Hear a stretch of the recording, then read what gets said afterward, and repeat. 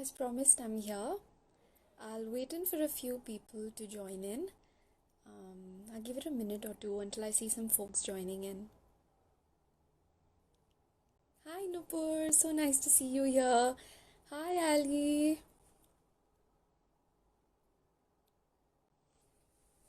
Okay. So, just for the record, I will be keeping this today's session as part of my IGTV. So, anybody who misses this can always catch it later. Hi, Sambhav. Hi, Ram. Nice to see you guys here. So, whoever catches it from whichever part of the world, good morning, good afternoon, good evening. It's me, Swati. If you have been following me for a while, by now you may know that as part of my personal mission, as someone who's been through anxiety before and as an upcoming life coach, I create value in speaking up about taking care of your mental health, no matter at which phase of life you are at. Of inculcating that growth mindset through adversity, of having a solution-based perspective, of finding different ways of expressing yourself, and most importantly, showing up authentically. In the past couple of weeks, I have shared 3 videos on a wide range of topics with regards to mental health and how to come to terms with your fears and how to deal with anxiety. So I'm sure if you check them out, you will be able to resonate to some aspects of those that I've shared. And yeah, there's some valuable takeaways for you to act on as well. So coming back to today's purpose, I wanted to do something different. I wanted to get 2 medical experts to join us to add on to the perspective that we already have around mental health, maybe to reinforce whatever we know about it or to give us reasons to believe otherwise. So, the overlying theme, as I said, is mental health and the stigma attached to it. As part of that big umbrella, the few themes that we will be touching upon today, very basic but very important aspects, are firstly, self expression. How, as someone going through a possible mental health condition, can approach someone, can approach their family, friends, their personal circle, their co-workers. How can they communicate effectively? How can they recognize their conditions and communicate that? Secondly, how can family members, knowing in their personal circle someone is going through this, how can they better support them? Thirdly, some correlation between nutrition, something that I personally was very curious about. How can making certain lifestyle changes, like changes in your nutrition, have impact on your stress and your anxiety levels? And thirdly, just going through the process of therapy. If somebody wants to approach a therapist, what is the process really?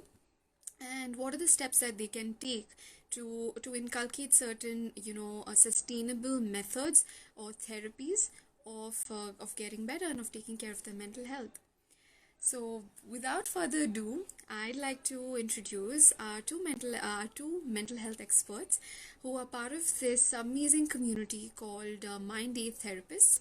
It's a community of mental health professionals based out of India, and their aim is to, like the way I do, spread awareness on taking care of your mental health, and in turn, they also offer amazing psychological help and services and any sort of therapeutic services around that. Okay, hi. It's so nice to see so many people.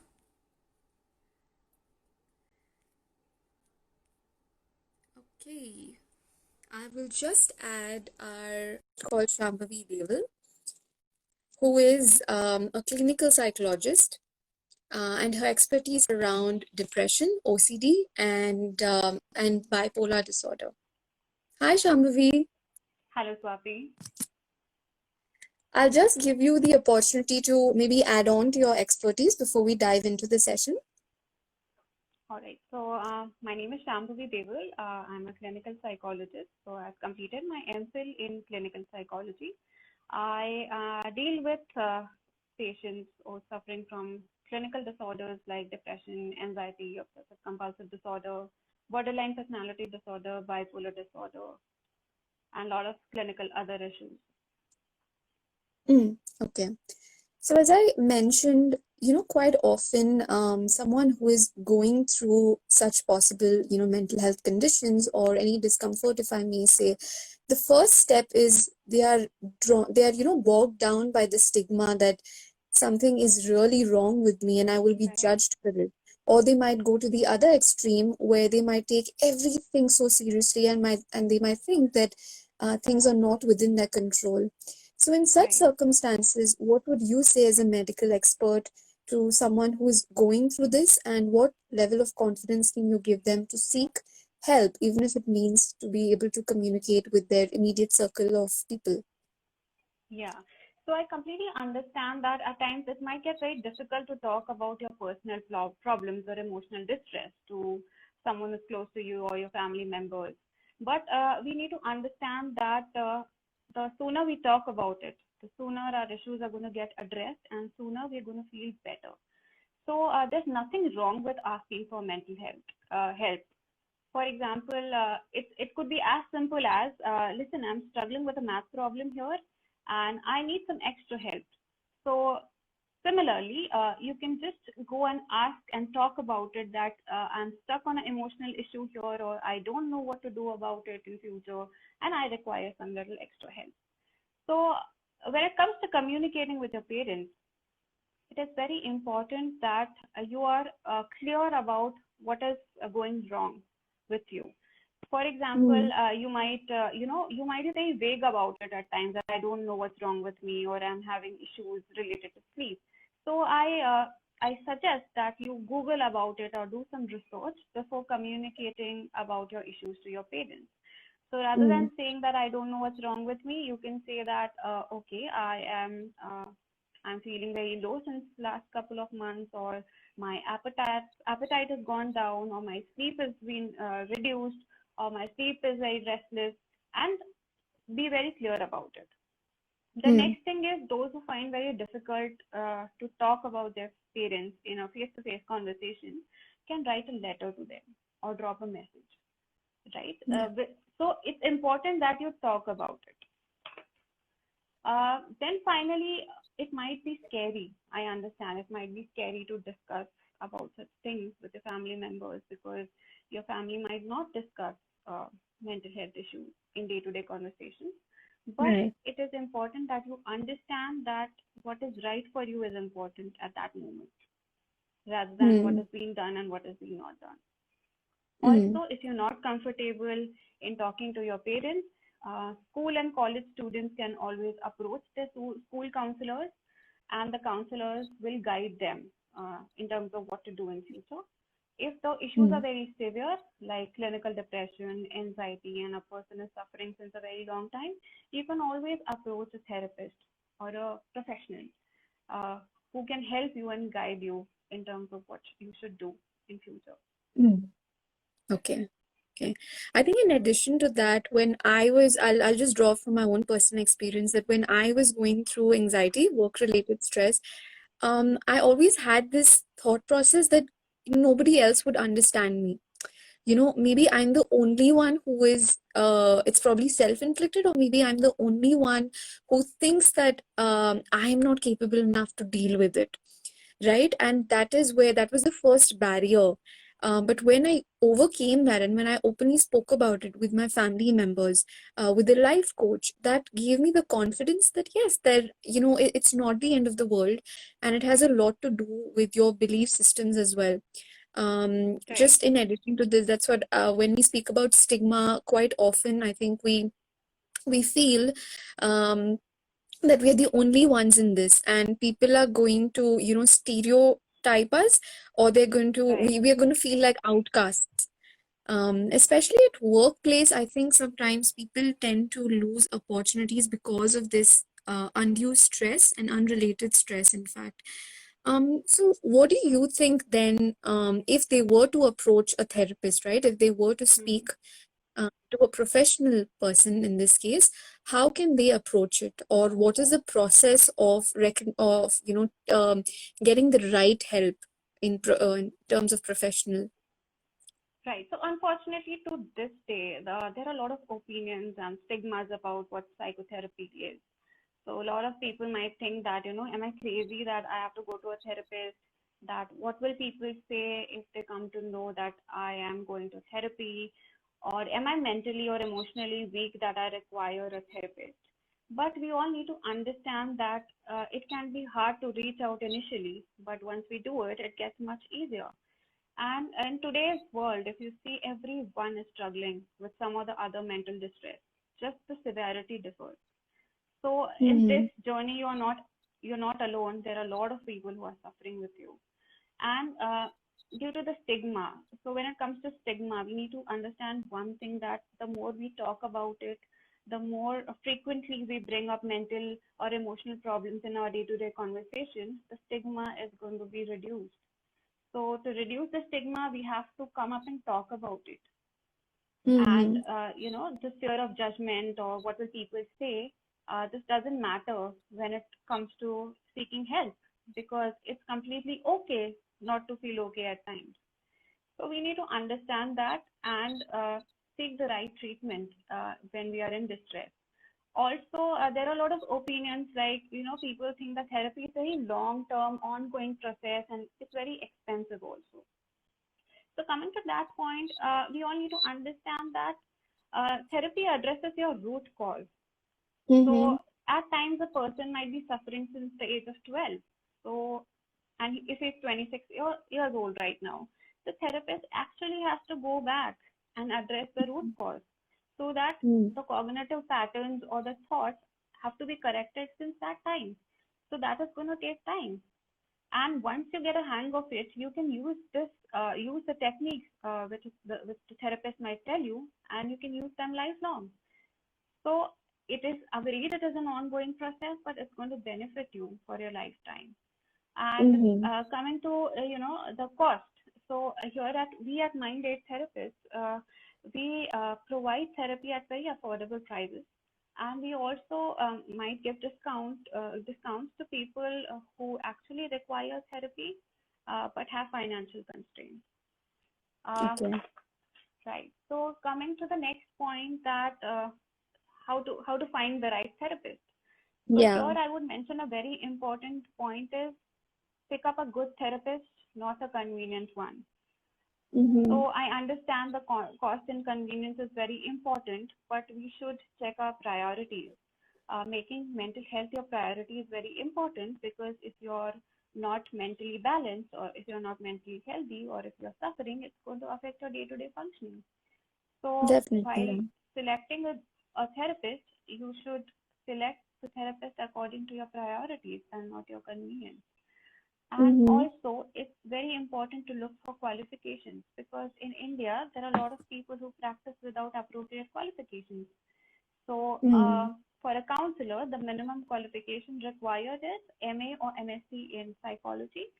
And when it comes to more severe issues like clinical depression or anxiety, you have to go to someone who's done MPhil in clinical psychology and is licensed under Rehabilitation Council of India. That person would be right for you when it comes to severe clinical cases. Mm-hmm. Okay. I think because a lot of times, at least from my own experience, I felt like finding the right therapist is like, almost like finding the right partner. Sometimes you Right, might not always, gel, you might not always connect with with the therapist. And I think that's okay to also sort of accept, because I think a lot of times people get discouraged or demotivated when they've had one or two sessions with two different people, and they don't seem to connect with them, or they seem like they're too harsh for whatever reason, right? So I think this is also very important for people to realize that if you are financially equipped, or even if you're not, then you should open up and ask about the different aids that are available in terms of right, different services or discounts. And secondly, to be able to have patience when it comes to such things, because I think a lot of times, yeah, and because of my personal experience, we tend to get really impatient because we want the solution quickly, but we don't right, look at it as a long term, something like we work on our bodies, we exercise, day in and day out, but our right, mind is just the same. So it needs the right, same amount of time and effort and patience. Right. Okay. Thank you so much on this. You also mentioned previously that, one aspect of going through mental health condition could also be, losing appetite. Of course, there are many symptoms with regards to this, but one of them is nutrition. I think I personally felt like making lifestyle changes, making changes in my food habits truly helped me. But what do you have to add to that? Yeah, so nutrition and stress both go hand in hand, and those Mm-hmm. are very highly correlated. So because Mm-hmm. when you are under stress, you're bound to make poor nutrition choices. Or a lot of Mm-hmm. people indulge in emotional eating. So under pressure or under a lot of stress, they grab for brownies or chocolates or cookies. Yeah. So this might add up to their stress levels. Your stress levels might elevate because of your food habits. So I'll be giving you a few tips which you can all implement when under Yeah. pressure or under stressful times. You can follow these techniques and stay fit and healthy. So tip number one is always eat your breakfast. Why eating breakfast is important? Because if you don't have your breakfast, a lot of times we tend to rationalize that I'm not hungry or the lunch is just going to be in another 2 hours. But what happens Right. is your blood glucose level drops if you don't eat in the morning, and you tend to feel irritable or moody or even more stressful or tired. So it's actually adding up to your stress. But if you eat your breakfast in the morning, you'll feel much better and energetic. So always eat your breakfast. It could be as simple as having a hard-boiled egg and orange juice before leaving for work. Next thing is carry a snack with you. A lot of times, those who are working, they might not get time to have lunch. So what happens Mm. is again your blood glucose levels are not maintained, and you tend to feel very irritable, moody. So always carry a snack. You can have nuts with you. You can have protein bars. You can have healthy snacks in your purse or in your car. You can grab those snacks if you don't get time to have lunch. And third Mm. thing is when it comes to emotional eating, it is important to be mindful at times. So ask yourself questions like, am I really hungry or am I eating because I'm stressed? So listen to your body cues, listen to your hunger pangs, and then take a decision. A lot of times we have to adopt healthy coping strategies like going Mm. for a walk, doing some mindfulness relaxation technique, or exercising, or writing about your stress in a journal to just deal with that temporary stress rather than Yeah. indulging in emotional eating. Right. Yeah. Yeah, I think that what you said truly resonates with me because for me, I think it was not more of overeating, but skipping meals Right. because of work. We don't realize, and that's when we need to consciously make an effort to listen to our body, take a step back, and truly look at our, like, sort of reassess our priorities in the whole day in terms of our lifestyle. What are we doing? Where are we spending our time and energy on? Um, and I think as part of that, what you said very importantly is, of course, exercise as well, right?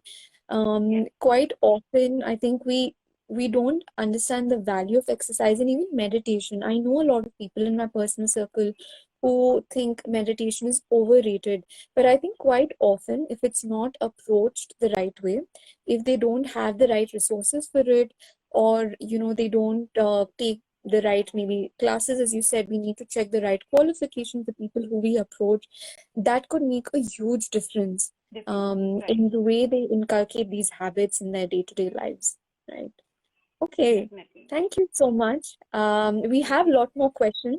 We will be joined by Nirmalika after this, so we'll take it forward with her. Thank you so All right. much. Thank you. Thank you so much.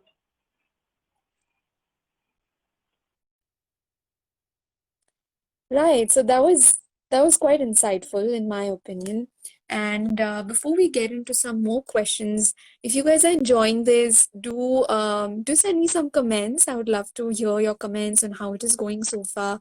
If you have any questions that you would like us to ask the therapist, or if you would like to ask yourself, then you can drop the questions here, or you can send it to me through DM, or on the official account, that is Mind AIDS Therapist. I will be pinning it down here, or I'll add it in my IGTV description. So you guys may want to approach the therapists yourself personally and may want to ask some questions with regards to this, because it's a huge topic and I'm only covering the basics so that it's we set the opportunity for people to think about it. There's a lot of self-reflection that needs to be done, and I think this is the first step that we can take. Right. So the next person that I'm going to be inviting here is Nirmalika Datta, who's also part of the same community. And she is a clinical psychologist as well, trained in developmental psychology and career counseling. So let me add up.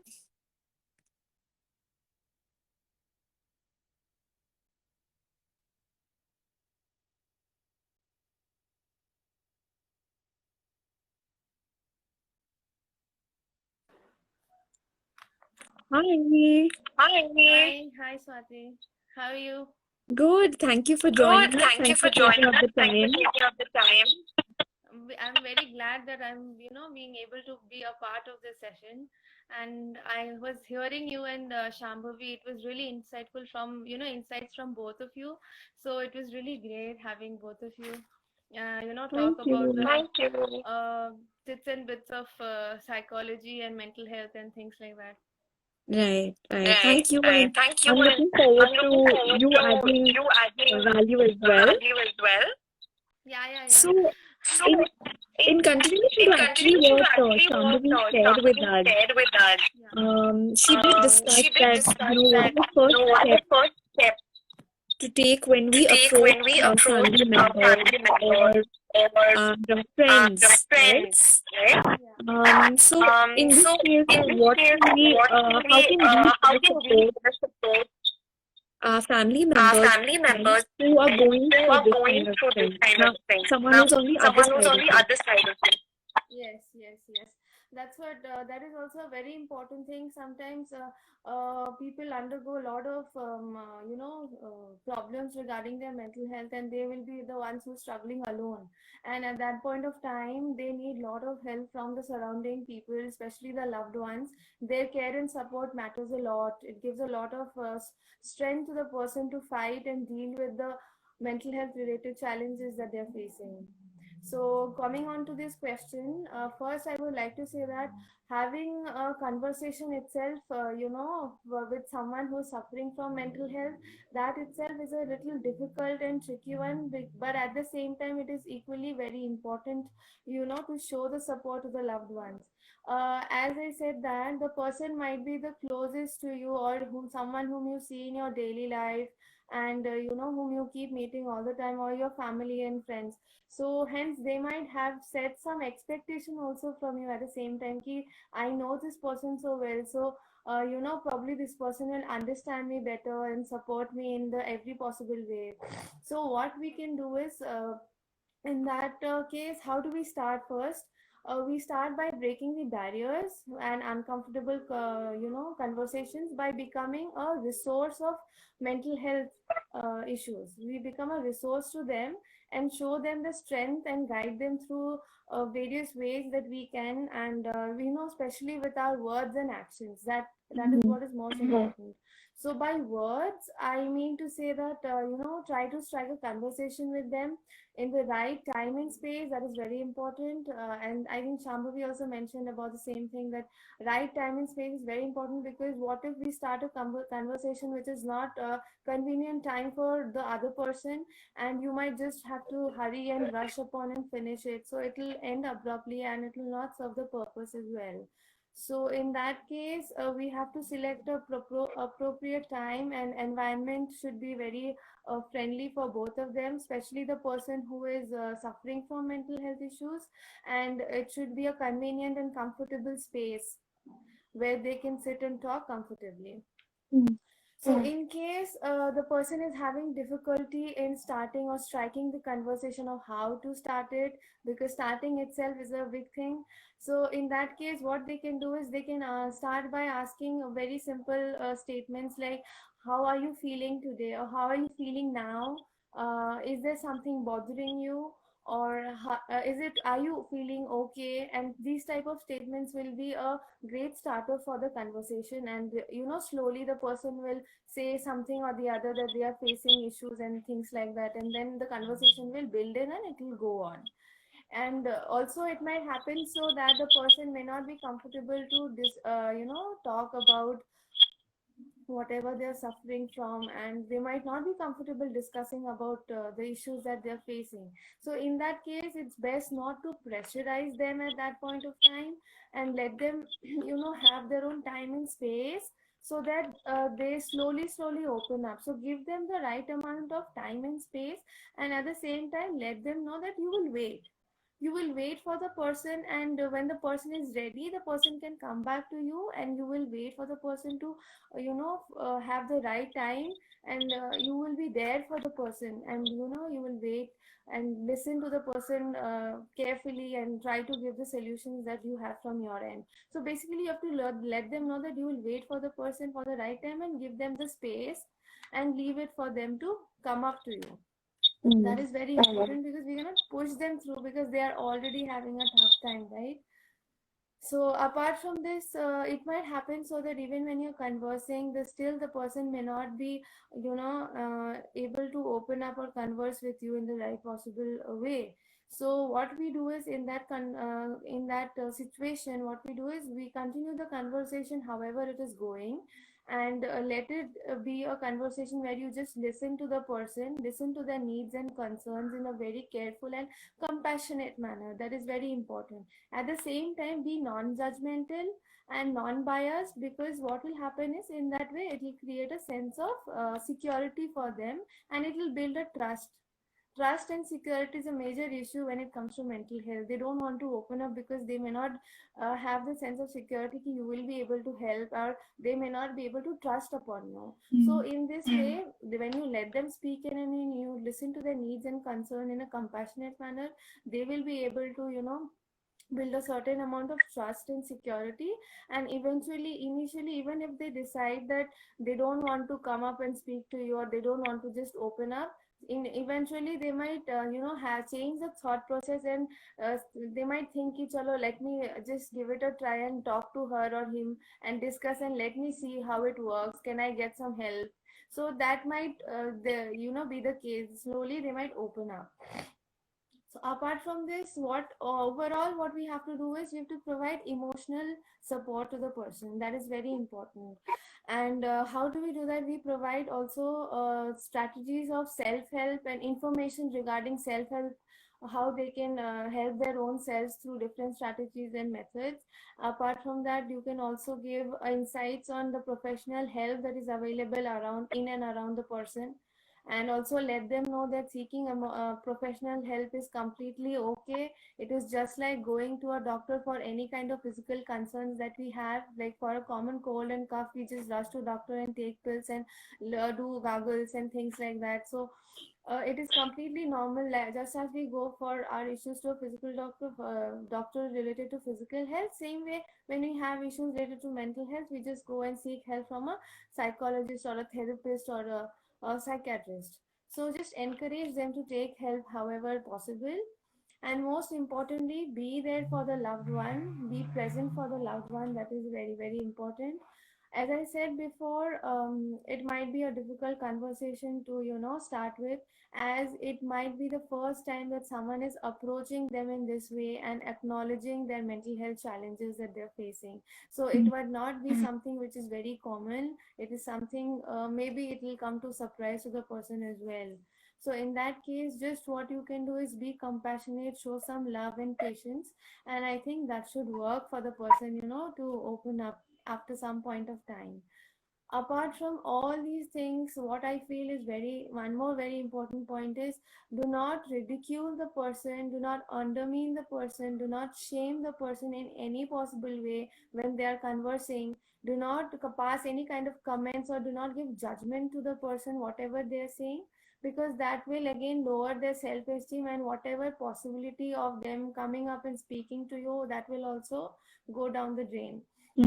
And apart from this, we should not give premature advices like just do meditation, do some walking, and do some physical exercises, and things will work out. That may not be the case because we don't know what intensity of mental health issue they are suffering from, and what is the story behind them suffering and getting this far. So then they might need some kind of serious professional help, so which may not be the case, where meditation and things like that may not work without a proper guidance.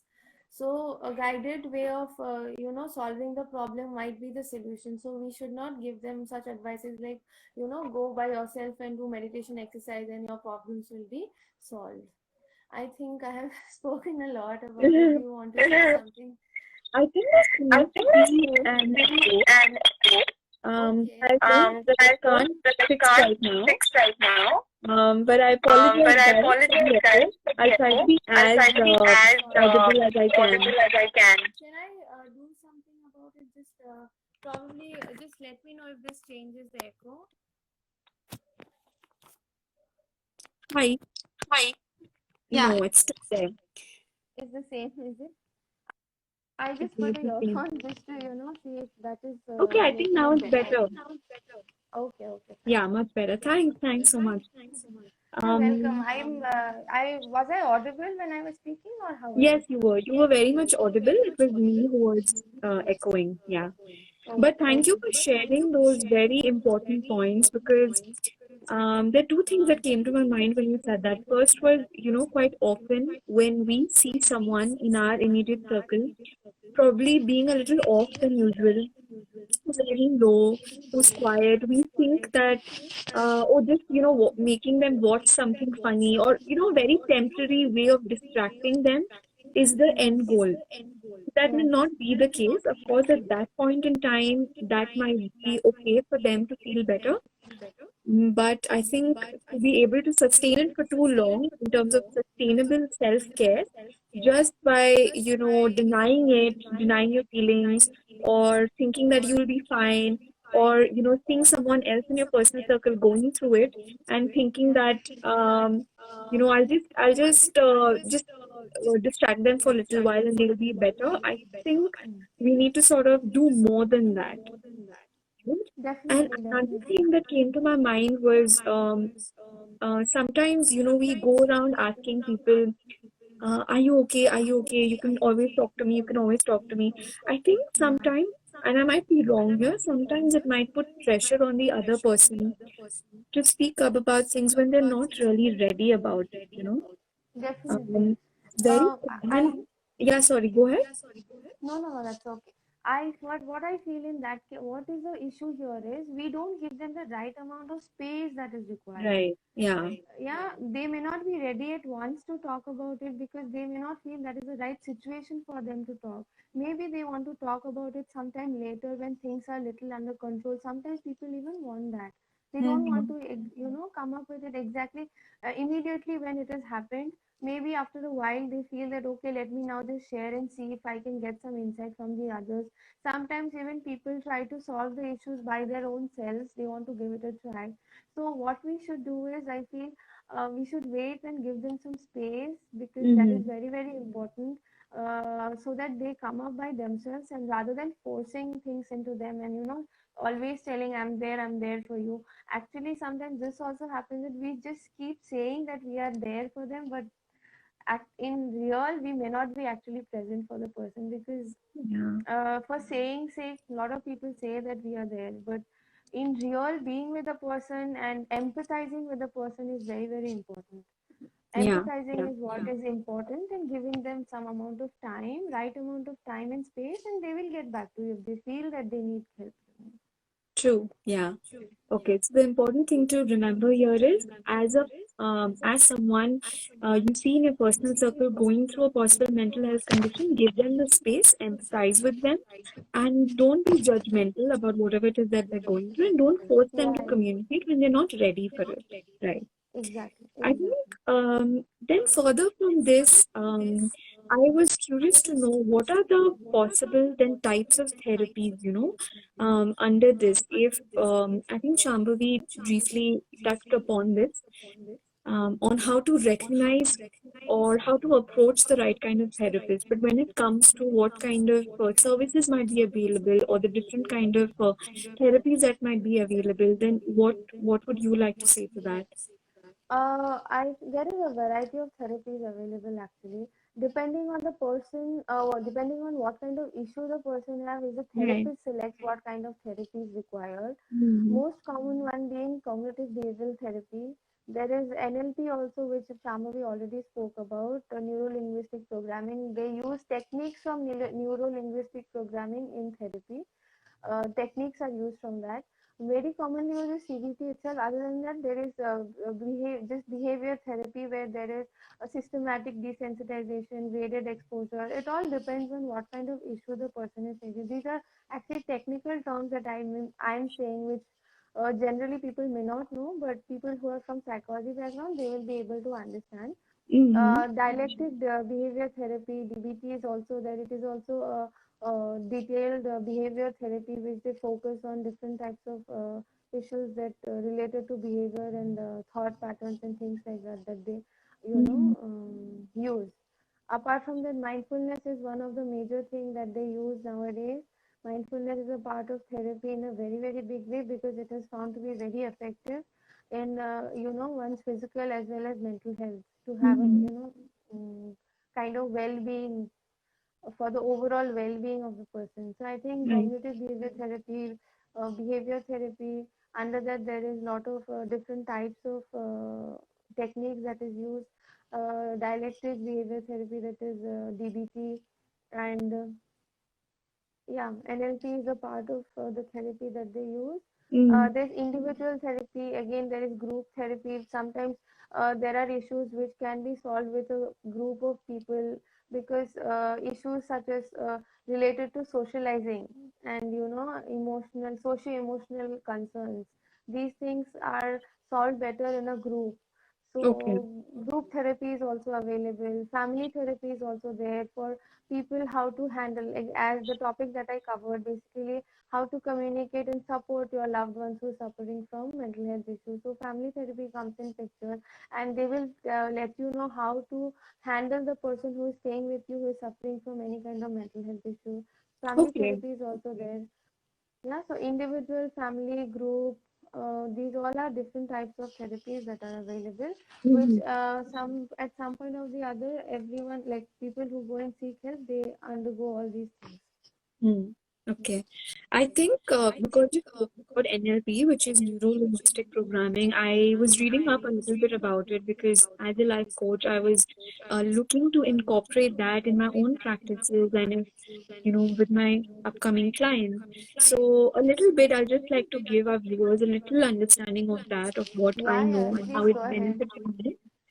So NLP really is, so as you said, cognitive behavioral therapy, it's I think a subset of NLP, right?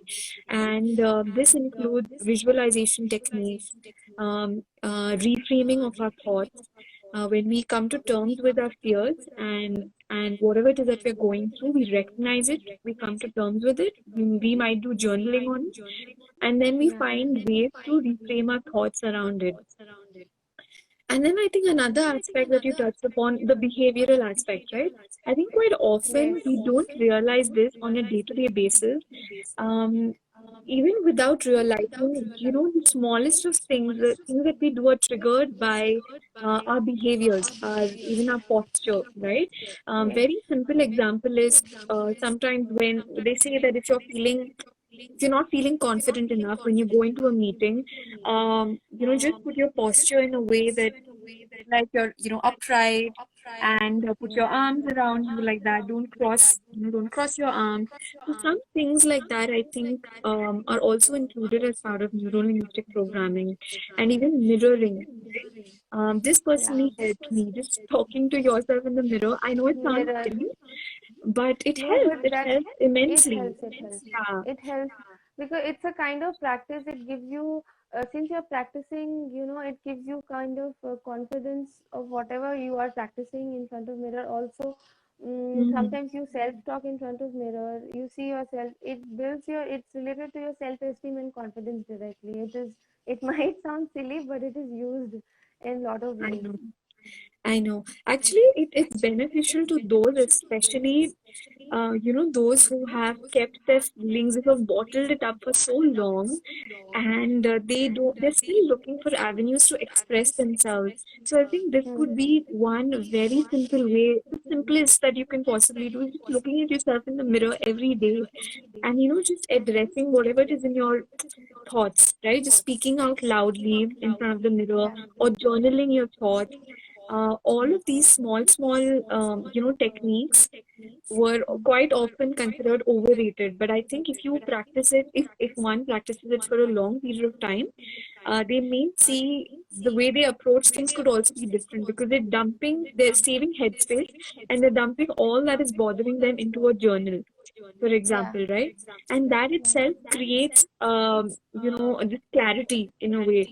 And they're able to read through their thoughts and they're like, okay, maybe I was worrying about this, which wasn't even that necessary. Maybe I had blown it out of proportion in my head, Yes, right? yes, exactly. I think a correlation to that would be like, anxiety. Quite often when we feel anxious, and again, something that I went through as part of work related anxiety, quite often we approach things thinking that, or we procrastinate on some things thinking that, oh my God, this is really bad. But quite often it's blown out of proportion in our heads.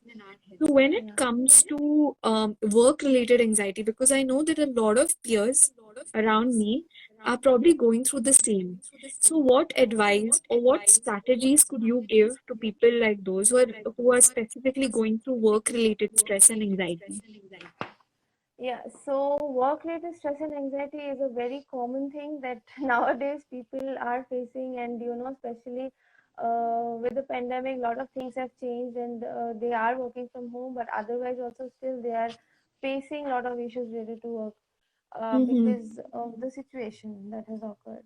So, work-related anxiety is common. Again, at the same time, it is sometimes difficult to, even though it is common and many people suffer from it, at the same time, it is difficult for us to even overcome it because we sometimes tend to neglect it, say, thinking it will go off on by itself and things like that. Mm-hmm. But what Mm-hmm. we can do is at that moment when we are suffering from the, or when we are experiencing rather the stress or anxious feelings, we can give ourselves some time.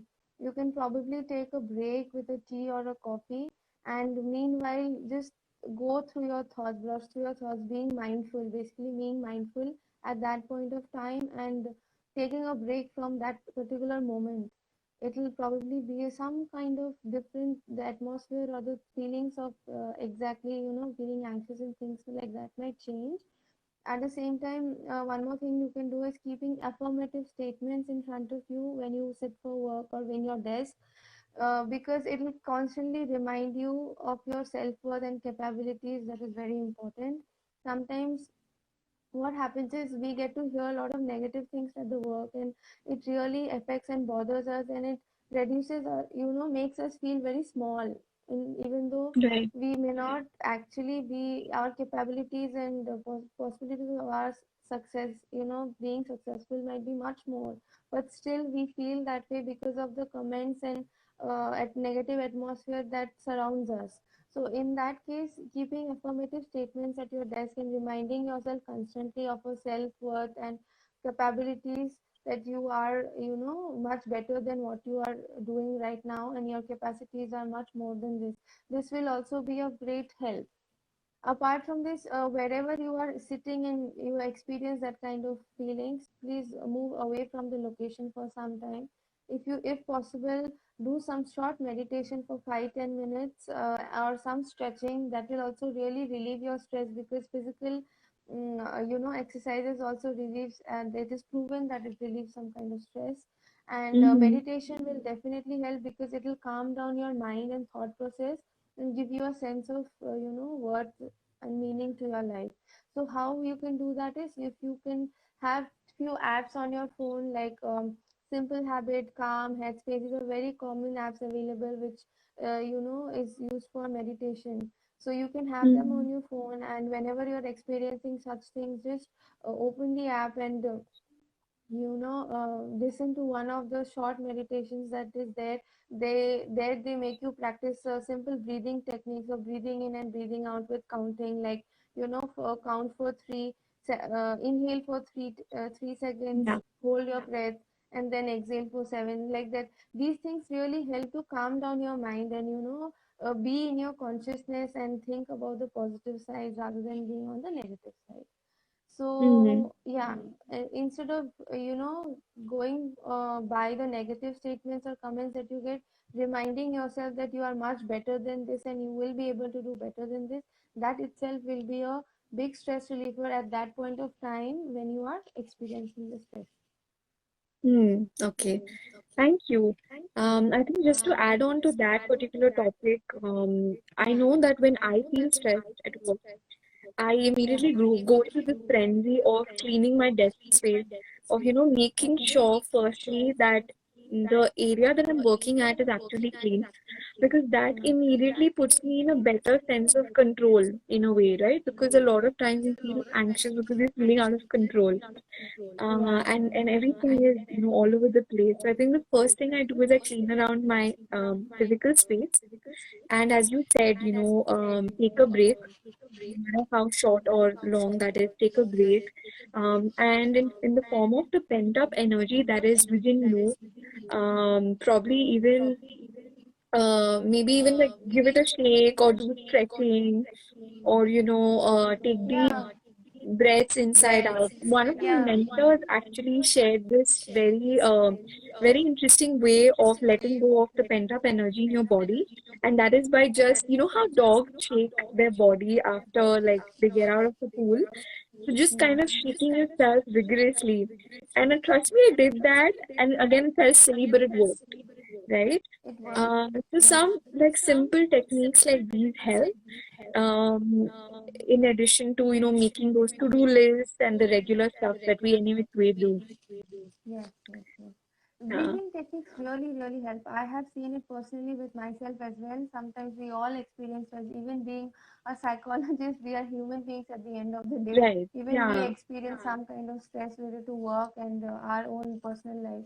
So personally, I have been using the meditation apps, and they have very good breathing techniques. So even simple breathing, like breathing in and breathing out for 10 times, and taking long deep breath at a time, not the short ones that we keep doing all the time. A very long Right. deep breath in and a long deep breath out. That simple thing really, really works, and that Yeah. is by my experience. I'm telling that it really works, and I'm sure if any one of you try this out, it will definitely, it helps you vent out the negative thoughts that you experience, and it gives you Right. some amount of positivity, probably because we inhale a lot of oxygen the moment we practice this thing. So that automatically lights up your brain, because brain is the main food of oxygen is Mm-hmm. the main food of the brain. Mm. So I know the what you more mean. Yeah. amount of oxygen goes in your brain, the and the negative things you feel like it is coming out some way or the other. Right. Okay. So I think breathing another techniques thing, really help. Yeah, yeah. yeah, actually, going by, the topic that you said, I know that some people also in my personal circle who think that meditation is not working for them. Like simple, and I'm just saying this specifically in the space of work-related stress or anxiety, right? Like breathing techniques don't always work for everybody. So just simply put, if you think as a medical expert, what would you suggest to your patients, to your clients who feel that just breathing in and out does not always work for them to calm themselves, in case they feel that? Yeah, again, it's perspective, right? Some people Mm, might feel something, the other person may feel the other way around. If they are not comfortable, one thing is there. If you don't believe in something, it's, somewhere, even if you try it out, because you already have a thought in mind that it will not work, it may not work for you, because it's right. again the brain. You are already thinking that it will not work for me, so chalo, why should I try it? So when you try it also, you don't give your 100%. That is the main thing. Mm. Since you don't put your Right. 100% because you are already negative about it, you will not get the end product as a good result that you're expecting. In that case, Mm-hmm. they can try the other things that I have mentioned, using affirmative statements. They're doing some other physical exercise, probably even that is very beneficial, and some other taking a break. Talking to someone is also beneficial. Someone who will give you positive, vibes or things like that. Not someone who will now try to increase your problem. Rather, someone who will try to listen to you and choose the right person and talk to the right person. That will also be a Mm. great help. Okay, okay. Then you pointed out a very important thing, that the belief is very important, right? I mean, belief Right. on ourselves, belief on the things that we are working in achieving, an end goal when it comes to our anxiety, our stress, whatever mental disorder that one may be Yes. going through. Yes. And actually, that's exactly how I'd like to end this session also, that when it comes to stigma, the whole stigma attached to mental health in our society. Yeah. One of them is that self-stigmatization that we have. Someone, it's one thing that the whole world stereotypes you, the whole world, says different things to you, and you're losing out on opportunities, or you're looking down, or you're looked down upon. But when it comes to your own belief, that is, I think, something that can surpass everything else, because you are the person who has the ability to influence you the most, right? Regardless of whatever Yeah. the world says. So I think the first step is, even when we communicate with others, before communicating, the first step is to truly recognize our power within ourselves, and that belief that we can overcome whatever it is that we are faced with right now. We are not our mental disorder. We are not this illness that we are going through. It is just a condition, Definitely. and it is definitely treatable, Yes. right? And there are Yeah, yeah, different 100%. processes to it, the different therapies with it, Yeah. and by seeking the right guidance, by seeing the right therapist, it can all come into place, right? Definitely. Having the positive attitude towards even your illness, that is the main thing that will help us to come out of it. Mm, Having the right and positive attitude is the most important thing. okay. Thank you. Thank you, Nirmalika. It was Thank so you, good Shanti. Thank you. for you and Shambhavi to take out time on a Sunday and share such Definitely. insightful thoughts. We both are very, very happy to be a part of this. Yeah, it's the first step to creating that awareness, right? Definitely. We are also in the same process. We are also in the, process of creating more awareness related to mental health, and that's what we want to do, reach more Right. people, and so that we are of help for them, not Mm-hmm. only by counseling and therapy, also with the information that we can pass on to them, to know and, get knowledge about mental health. Right. Okay. Thank Thank you. you. Thank you from Minded as well. It was a No great worries. time.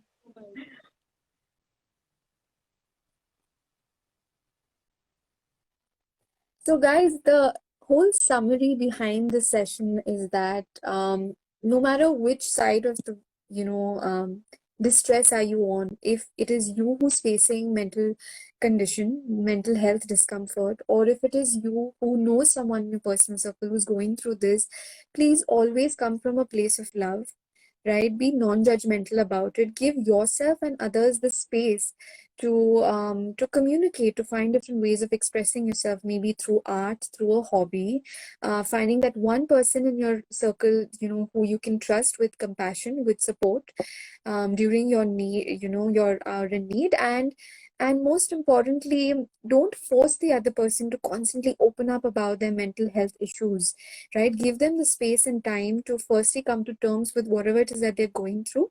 Be that guiding light for them, so that when they fall, you're always there for them. But don't always, you don't need to constantly force them to open up, but give them the right resources, provide them the right education and materials that they can take the right decision when it comes to seeking guidance, seeking the kind of professional help that they need for their mental distress. And secondly, Shambhavi also shared when it comes to nutrition. Simply put, of course, there are many superfoods out there when it comes to the different foods, the different fruits that we can, accommodate in our diet. But I think first and foremost, have regular meals, like don't skip meals, because again, this is coming from someone who used to be so stressed out of work and used to skip meals. So don't do that, right? Focus on your lifestyle, reassess your priorities and know what is most important to you. Your nutrition and your health is more important than anything else out there. So get your, right amount of sleep. I think more than right amount, the quality of sleep is very important. So focus on that. And then lastly, the sustainable ways of taking care of yourself. One sustainable way is, as our experts shared with us, is of course, journaling, right? Writing out your thoughts, finding the right resources for meditation or going for yoga. I know these seem overrated, but trust me, when you do this, when you apply these in your life, on your day-to-day basis for a long period of time, you do see the changes. You do see just how much you are also changing as a person. You're starting to approach things from a more solution-based perspective. You're a lot more calm, and you're not in a frenzy all the time. So with that, I'd like to end this session. I hope it was of value to you. If you need to ask some more questions to our experts, then please reach out to at Mind Aids Therapists. They were our panelists for today, so you might want to reach out to them if you have any more questions related to any disorder that you may want to know about. So thank you all of you for taking out the time and joining us today. Take care. Bye.